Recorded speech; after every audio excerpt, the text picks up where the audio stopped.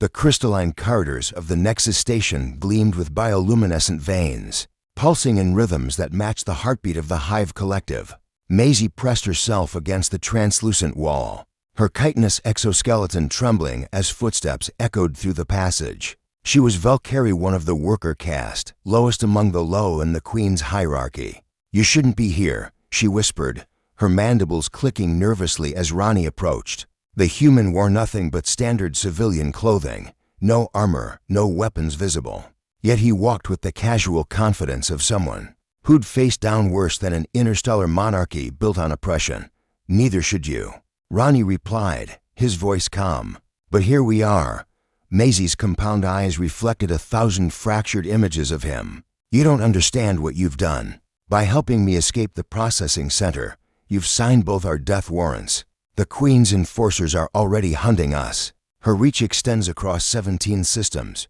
Ronnie leaned against the wall, arms crossed. "Let me tell you something about humans, Maisie. We're really, really bad at accepting authority we don't respect. This isn't about respect." Maisie's voice rose to a panicked trill. "The Queen is eternal. She's controlled the Valkyrie for 10,000 cycles. Her pheromone network can turn any of my people into her puppet. Her royal guard are genetically enhanced killers. You can't protect me from her, human. You're just one person." Ronnie's expression didn't change. "Watch me." Before Maisie could respond, the corridor flooded with amber warning light. A voice boomed through the station's neural network, a voice that spoke directly into the consciousness of every Valkyrie present, bypassing ears and language entirely. The Queen's voice, Worker Drone 7 Alpha 231. "You have violated the third compact. Return to processing immediately, and your termination will be swift. Resist, and you will experience the full measure of our displeasure." Maisie collapsed, all 6 of her limbs trembling. The Queen's voice in her mind was like hooks dragging through her thoughts. Every instinct screamed at her to obey, to submit, to crawl back to the processing center where her memories would be stripped away, her individuality erased. She felt a hand on her shoulder, warm, 5-fingered, impossibly gentle. "Look at me." "Maisie," Ronnie said softly, "not at the voice in your head. At me." She forced her eyes to focus on him. How could he be so calm? Didn't he feel the weight of the Queen's attention? Of course not, he wasn't Valkyrie. The pheromone network, the telepathic dominance, none of it worked on humans. "I need you to trust me," Ronnie continued. "Can you do that?" Maisie's mandibles clicked rapidly, a gesture of extreme distress. "Even if I could resist her call, the enforcers are coming. I can sense them through the network. 12 of them, armed with plasma cutters and neural disruptors. They'll be here in moments." "Good," Ronnie said, and his smile was absolutely terrifying in its confidence. "I was hoping they'd send more than 6. He moved to the center of the corridor and tapped a device on his wrist. The lights flickered, and suddenly the bioluminescent veins in the walls began pulsing erratically. Maisie felt the Queen's voice waver, distorted by some kind of interference. "What did you do?" she gasped.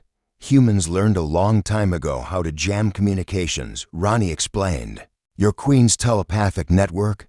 It operates on measurable frequencies. Took me 3 days to figure out the right counter frequency. But I'm a quick study." The enforcers rounded the corner, massive Valkyrie bred for combat, each one twice the size of Maisie, their carapaces reinforced with biometal alloys.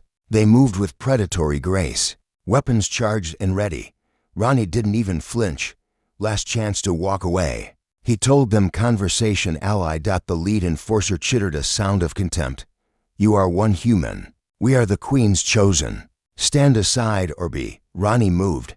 Maisie had never seen anything move so fast. One moment he was standing still. The next, he was between 2 enforcers, and both were collapsing. Their neural centers struck with surgical precision. He'd produced no weapon, just his bare hands, striking with a force and accuracy that seemed impossible for a species without exoskeletons or enhanced musculature. The remaining enforcers opened fire, plasma bolts scorching the air. Ronnie was already gone, rolling beneath their firing lines. Using the corridor's curvature to his advantage, he grabbed a fallen neural disruptor and modified it mid-motion, his fingers dancing over controls Maisie barely understood. 3 more enforcers fell to their own weapons. Turned against them by Ronnie's reprogramming, the survivors tried to coordinate, to use their superior numbers and communication network. But Ronnie had already disrupted their connection to the Queen.